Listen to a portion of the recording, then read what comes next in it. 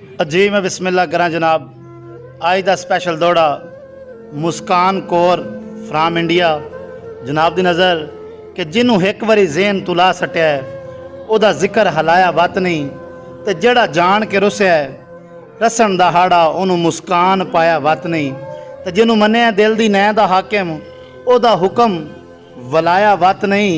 और तंग पै के भावें सोना ही सटिया है जदा सटिया है चाया वत नहीं।